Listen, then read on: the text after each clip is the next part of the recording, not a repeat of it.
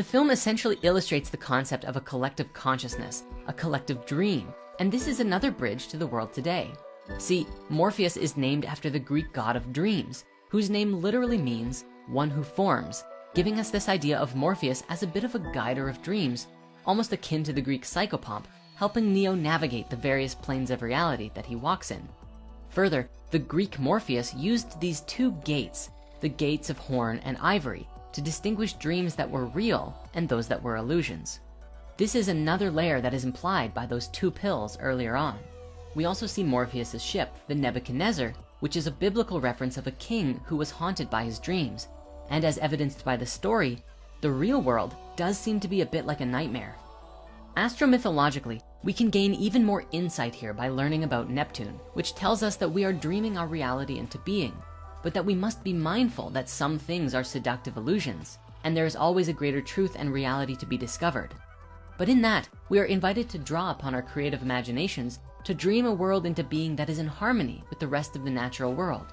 In the Matrix, the people who live inside of it don't know about their octopus spider-bot overlords, and they don't really care because they are concerned with other day-to-day things. So what reality are they collectively dreaming? Well, one where they go to work and live their lives and nothing out of the ordinary ever happened. Cypher illustrates this very well with his betrayal, mirroring the betrayal of Judas in the Bible. See, Cypher turns over Morpheus to Agent Smith, and as he's monologuing, giving Tank some time to get his gun, he explains his thinking, mirroring one particular mindset that is not uncommon in today's world. "You call this free?" he asks, alluding that the reality in the Matrix is so much more diverse, with more possibilities for freedom than the quote-unquote real world. Cypher wants to return to that old way of life, to the world before he was woke. But this is a fool's errand. Once you know the truth about something, there's very little forgetting, except maybe in Cypher's case, where he was going to have his mind erased. Now, speaking more of the villains, we also must talk about Agent Smith. During the scene where he's got Morpheus trying to extract the codes, he says some very interesting things. He begins by reflecting upon the collective unconscious, the same thing we just looked at, the state of humanity, the way they live their lives, and then recounts the history of the Matrix, explaining how people must define their reality through misery and suffering. A perfect world was not meant to work. They tried it, but to no avail. Logically, he's not wrong, because at this stage of human history, we are in a stage of suffering, though as many wisdom teachings would describe, we are simply passing through between two golden ages of light. Now, this is evident even today. There is so much suffering because we haven't yet learned how to live in harmony with each other and the planet. And so the machines actively just encoded the Matrix based around the average level of consciousness of the people whose minds populated the Matrix. What the robots didn't try though, was starting their simulation in the 1990s and then create this evolutionary program to help humanity learn and heal and become harmonious beings.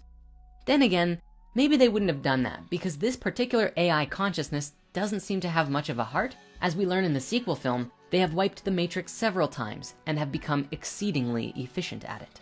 But in addition to that, he also says this very interesting thing, that humans are not actually mammals because mammals create equilibrium with the surrounding environments. But humans, we move to an area and multiply and then use all of the resources. And the only way humans can survive is to spread to another area. There is another organism on this planet that follows this pattern, and that is called a virus. A very deep and heavy-hitting line, especially right now, given our current situation.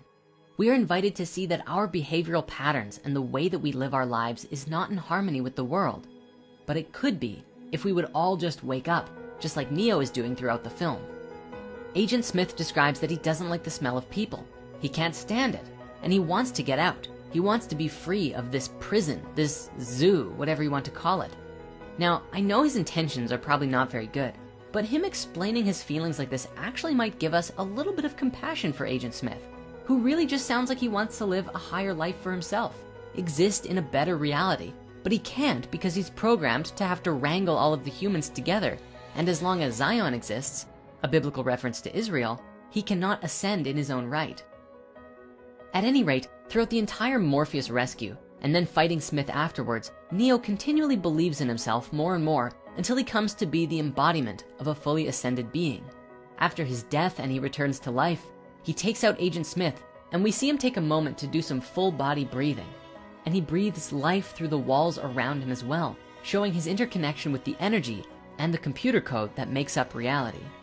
Now I wonder, when he died, if his consciousness entered the space between his physical body and his matrix body, or some other dimension, so that when he returned back to life, he brought with him some deep wisdom about the workings of the universe, and that's why he could see the code.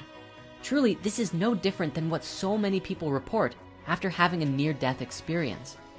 And we're still just scratching the surface here on this movie. One aspect of the film that we didn't discuss was the visit to the Oracle, this all-knowing wise woman who guides the awakening souls through the Matrix. The plaque above her door says, "Know thyself," something that Neo does by the end, and a rather significant line of hers was, "Don't worry about the vase." And then he breaks it. She follows this by saying, "What's really gonna bake your noodle later is, would you still have broken it if I hadn't said anything?" The reason this is significant is because the Oracle leaves him with some wisdom and advice. You're not the one, kiddo. Advice that ultimately leads Neo to believing in himself and his ability to save Morpheus by putting others in front of himself. But if she hadn't told him that, would he really have gone to save Morpheus? Much like a few of the other movies we've covered, The Matrix carries a multitude of layers of spiritual depth, some of which are laid bare for all to see, and others that require a little bit deeper exploration. So please take a moment to let us know in the comments. Do you think The Matrix is about our world? Or is it just a sci-fi action film for entertainment purposes only? Thank you so much for watching, and make sure to subscribe if you want to see more. And what's really gonna bake your noodle later is, would you still have subscribed if I hadn't said anything?